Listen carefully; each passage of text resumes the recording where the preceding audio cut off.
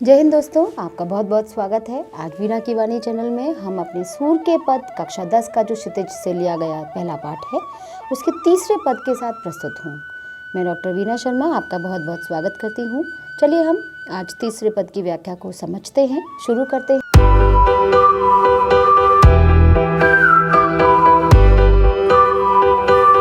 गोपियाँ इस पद में अपने मन की बात को और भी ज़्यादा अपने कृष्ण के प्रेम को पुष्टता के साथ, दृढ़ विश्वास के साथ प्रकट करती हैं कि वो कृष्ण के लिए कुछ भी कर सकती हैं। उनका हर क्षण सब कुछ कृष्ण के लिए है। चलिए शुरू करते हैं। हमारे हरि हारिल की लकड़ी, इसमें अनुप्रास अलंकार भी है, रूपक अलंकार भी है। बहुत सुंदर पद लिखा है ये, कि पहले के समय में कभी मैंने तो खुद नहीं देखा कौन सा हारिल पक्षी है, लेकिन हारिल पक्षी एक होता था, हारिल नाम का एक पक्षी होता था जो आकाश में जब भी उड़ता था तो डंडी को, लकड़ी को अपने पंजों में पकड़ लेता था और उसे लगता था कि मैं आकाश में अकेला नहीं हूँ, मेरे साथ कोई तो है। गोपियाँ यहाँ पर कहती हैं, अपनी बात को उदाहरण के द्वारा स्पष्ट करती हैं। वो समझा रही हैं कि जिस प्रकार हारिल पक्षी के लिए लकड़ी का सहारा होता था, हारिल पक्षी लकड़ी का सहारा लेकर आकाश में उड़ता था, उसी प्रकार हमारे लिए भी कृष्ण उसी हारिल पक्षी की लकड़ी के समान है जिसका सहारा लेकर वो उड़ता है, और हम भी कृष्ण के नाम का सहारा लेकर ही जी रही हैं। जिस तरह से पक्षी के लिए लकड़ी का सहारा होता है, हमारे लिए कृष्ण रूपी लकड़ी का सहारा है, जिसका संबल लेकर, जिसका सहारा लेकर हम जी रहे हैं।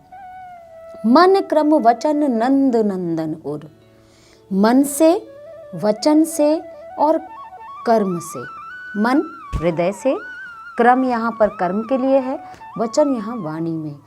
नंद नंदन, नंद बाबा के पुत्र कृष्ण, उर माने हृदय, यह दृढ़ करी पकड़ी, दृढ़ माने मजबूती से, करी माने करके, पकड़ी माने पकड़ रखा है कि हमने मन से, वचन से और कर्म से नंद बाबा के पुत्र कृष्ण को अपने हृदय में कस के धारण कर रखा है।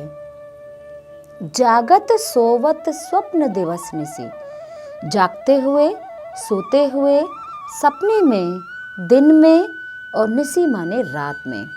जागत माने जागते हुए, सोवत माने सोते हुए, स्वप्न माने सपने में, दिवस माने दिन और निसी माने रात। कान्हा कान्हा जकरी, जकरी माने रट लगाए रहती हैं, किसकी? कान्हा, कान्हा के नाम की। गोपियाँ क्या कहती हैं? हमारा तो दिन रात कुछ भी हमारा नहीं है, सपने तक भी कृष्ण के हैं। हम जगते हुए भी कृष्ण की बात करते हैं, सोते हुए भी कृष्ण को देखते हैं, सपने में भी कृष्ण आते हैं, दिन में भी कृष्ण और रात में भी कृष्ण। हम सिर्फ कान्हा कान्हा के नाम की रट लगाए रहती हैं। सुनत जोग लागत है ऐसो, ज्यों करोई ककरी। उत्प्रेक्षा अलंकार है यहाँ पर कि आपके इस योग ज्ञान के संदेश को सुनकर ऐसा लगता है जैसे हमने कड़वी ककड़ी खा ली हो।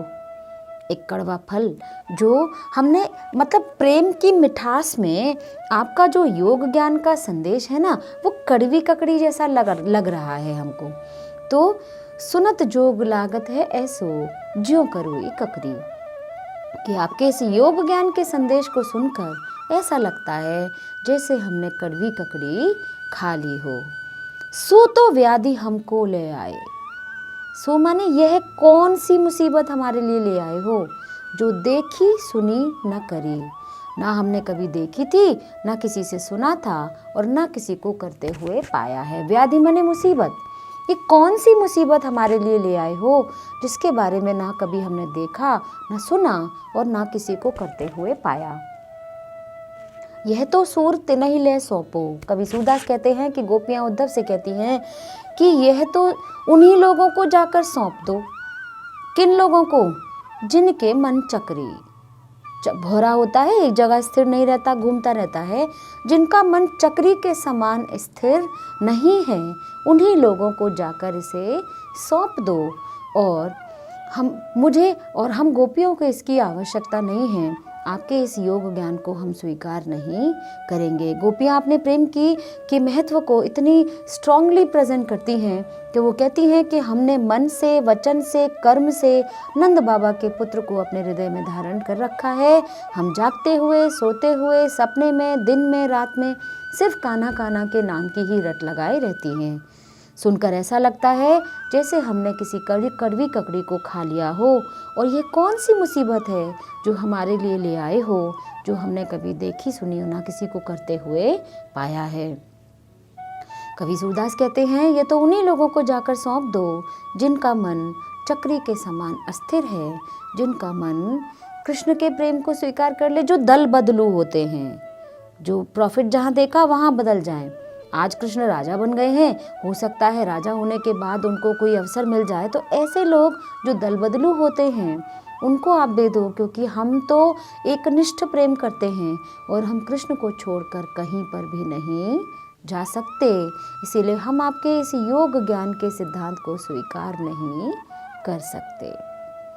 उम्मीद है आपको व्याख्या पसंद आई होगी। Please like, share and subscribe. Thank you so much. जय हिंद, जय भारत। बहुत बहुत आभार।